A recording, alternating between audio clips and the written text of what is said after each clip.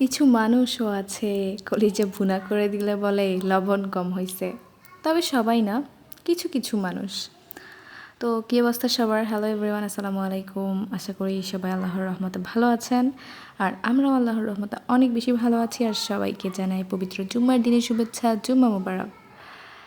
যেটা আমি বলতেছিলাম, কিছু মানুষ আছে যে তাদেরকে আপনি যদি কলিজাও ভুনা করে দেন তারপরেও তাদের মন ভরানো যাবে না, ওকে? তাদেরকে যদি আপনি আপনার জীবনটাও তাদের হাতে তুলে দেন তারপরেও বলবে কী করছো আমার জন্য। আর কিছু মানুষকে কলিজা ভুনা তো দূরে থাক, এক গ্লাস পানিও যদি খাওয়ায় দেন সে আজীবন আপনার কাছে কৃতজ্ঞ থাকবে।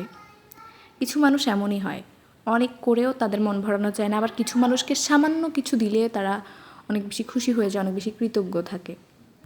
আসলে সবাই তো আল্লাহর সৃষ্টি, তো সবাই তো একরকম না, কিছু মানুষ এরকম হয়। তো যাই হোক, মানুষের কথা বাদ দেন, আজকে হচ্ছে আমাদের বাসায় কলিজা রান্না করা হচ্ছে। কার কার কলিজা পছন্দ জানাবেন। আমি কিন্তু খুব একটা কলিজা পছন্দ করি না, আমার কলিজা খুব একটা পছন্দ না, মানে একেবারে যে খাই না তা না, হচ্ছে আমি কলিজাটা এত বেশি পছন্দ করি না। মানে খাই, হয় যে পরিমাণে কম, বাট অত বেশি পছন্দ করি না। আজকে কয়েকদিন থেকেই মোটামুটি এত পরিমাণে বৃষ্টি হচ্ছে যে কি বলবো, বন্যা মানে অলরেডি অনেক জায়গাতে হয়ে গেছে আমাদের নোয়াখালীর। তবে আমাদের এখানে এখনও কিছু বাড়ির রাস্তাঘাটে পানি উঠছে, বাট সব আমাদের বাড়িতে এখনও পর্যন্ত উঠে নাই আলহামদুলিল্লাহ। আশা করি যে উঠবে না।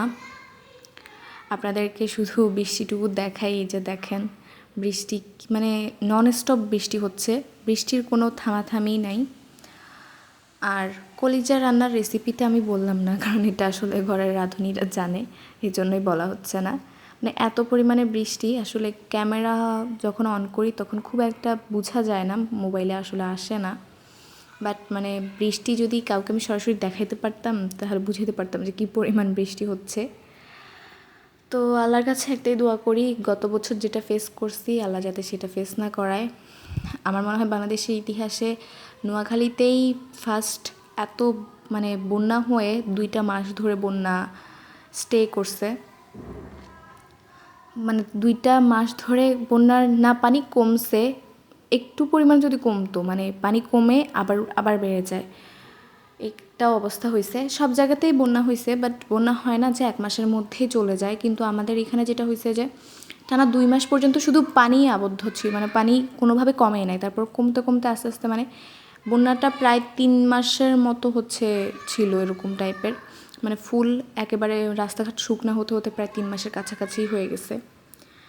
তো যে অভিজ্ঞতা হয়েছে এটা খুবই ভয়ঙ্কর ছিল আমার জীবনের, আর চাই না এটা আর দ্বিতীয়বার হোক। সবাই ভালো থাকবেন আর আমাদের জন্য দোয়া করবেন। আল্লাহ হাফেজ।